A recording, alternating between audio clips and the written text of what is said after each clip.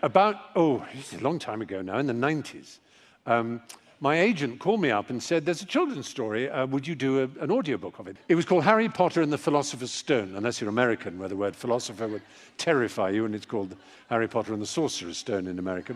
So I went along to I read it, and I thought it was rather good. It was about this boy who, it turns out he's some sort of wizard, and he goes to school, and he's taught all these spells, and I thought, this is good.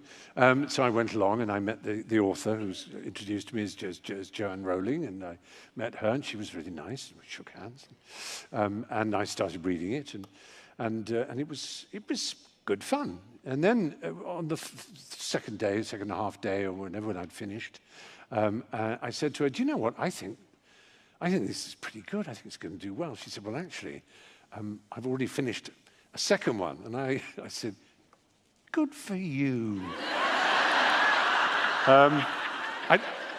The way she tells it, I'm a lot more patronizing than I like to remember.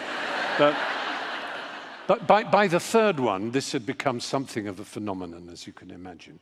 And by the fourth, it was insane. The second one was The Chamber of Secrets, the third one was The Prisoner of Azkaban.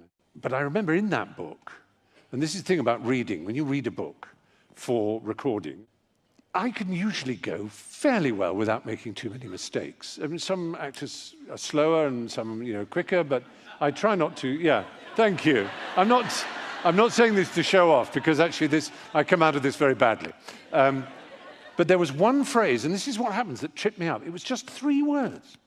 It's ridiculous, 3 words. And I couldn't say it. And the 3 words were, Harry pocketed it. See, I still can't say it. Harry pocketed it. Harry, you see, I can say Harry, and I can say pocketed, and I can say it, but I can't say Harry pocketed it. And so we were doing it. I was going, Harry pocketed it. And JK Rowling wasn't in the studio, because this was the 3rd book, I think, the Azkaban book. And there were the Dementors and everything.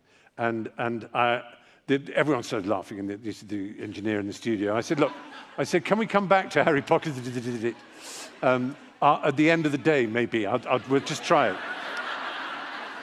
So at lunchtime, I call up JK Rowling, and I say, Jo, now she had I think wisely, from the beginning, even when it was just 1 book, she had wanted the audiobook to be complete, unabridged, not condensed in any way, as sometimes audiobooks are, because she felt that if children were reading it and listening at the same time, they would be annoyed if it was different, and so she wanted. So it was very important that we got it exactly right. So I called her up and said, look, do you mind, I can't say Harry pocketed it. Would it be okay if I said Harry put it in his pocket? And there was a big pause at the end of the line, and then she said, no. And in her best witch's voice. And I could just hear the smile in her voice when she said it. So I managed to get it out. But this is a mark of the woman. The phrase Harry pocketed it appears in every subsequent book. So there we are.